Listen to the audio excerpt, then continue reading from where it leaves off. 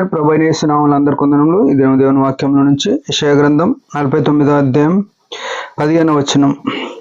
స్త్రీ తన గర్భమున పుట్టిన బిడ్డను కరుణింపకుండా తన చంటి పిల్లను మరచున, వారైనా మరచుదురు గాని నేను నిన్ను మరువను. చూడుము, నా అరచేతుల మీదనే నిన్ను చెక్కి ఉన్నాను, నీ ప్రాకారములు నిత్యము నా ఎదుటనున్నవి. ప్రేమిన వారులారా, ప్రభు దినమందు ఆరాధనకు సమకూర్చబడే మనము ప్రభు యొక్క అత్యున్నతమైన కనికరమును, ప్రేమను మనం చూడగలుగుతున్నాం.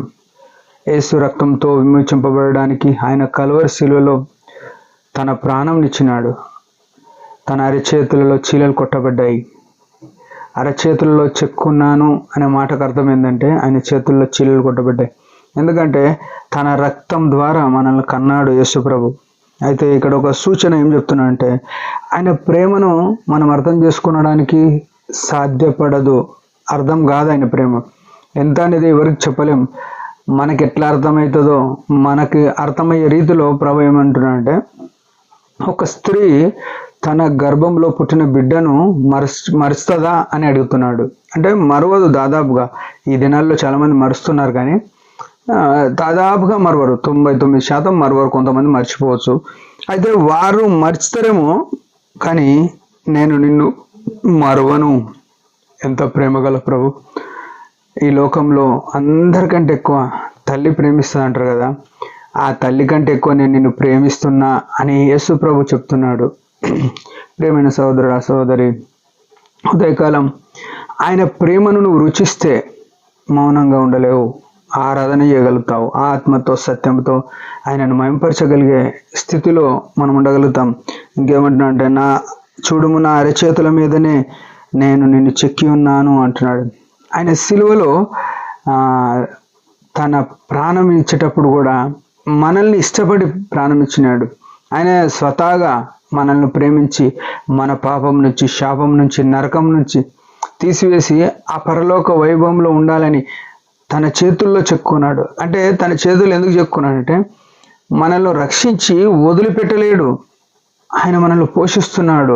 తన రక్తం చేత, తన సంఘం చేత, తన వాక్యం చేత ఆయన మనల్ని పోషించేవాడుగా, భద్రపరిచేవాడుగా ఉన్నాడు. అందుకే ఏమంటాడంటే, నీ ప్రాకారములు నిత్యము నా ఎదుటనున్నవి.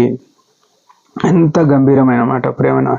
మనం కట్టుకున్న కోటలు ఉంటాయి కదా, మన భద్రత కొరకు ఏవైతే సరిహద్దులుగా నిర్మించుకుంటామో, మన ఇల్లు ఉండొచ్చు, మన బంధువర్గం ఉండొచ్చు, లేకుంటే మన ఆస్తి ఉండొచ్చు, ఇంకెవరైనా ఉండొచ్చు, కానీ అవి నా ఎదుట ఉన్నాయి అంటే అర్థం ఏంటంటే, వాటిని కాపాడేవాడని నేనై ఉన్నా, వాటిని చూసేవాడని నేనై ఉన్నా, వాటిని భద్రపరిచేవాడని నేనే అని ప్రభు సెలవిస్తున్నాడు.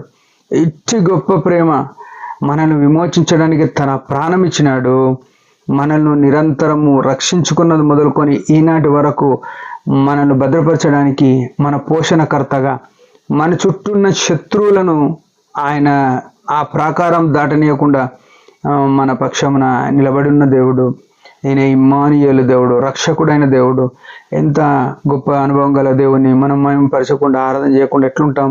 ఉదయకాలం ఈ తలంపులు మనసులో పెట్టుకొని, తల్లి కంటే ఎక్కువైన ప్రేమ చూపించినావు ప్రభువా అని, నన్ను ఇష్టపడి నీ అరిచేతిలో ఎంత ప్రాముఖ్యం, ఎంత ఇంపార్టెంట్ అయితేనే దాన్ని పొడగొట్టో దాని అరిచేతిలో చెప్పుకున్నాడు.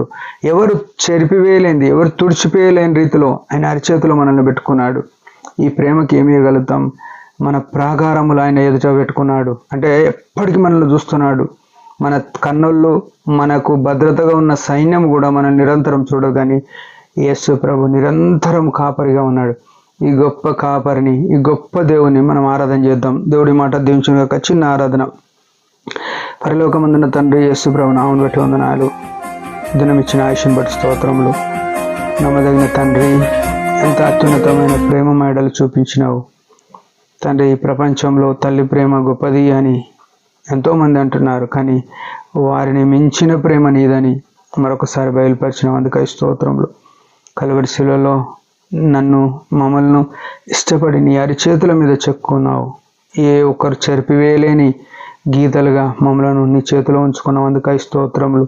మా ప్రాకారములలో నెమ్మదిస్తున్నందుకు స్తుతిస్తూ ముందున జీవితంలో నమ్మకంగా నేను వెంబడించే కృపనీయమని యేసు ప్రభు పరిశుద్ధ నామములో ప్రార్థించి, స్తుతించి, ఆరాధించి అర్పించుకుంటున్నాం తండ్రి. ఆమెన్. మీరందరి పరిచయం గురించి బాగా ప్రార్థన చేయండి. Praise the lord.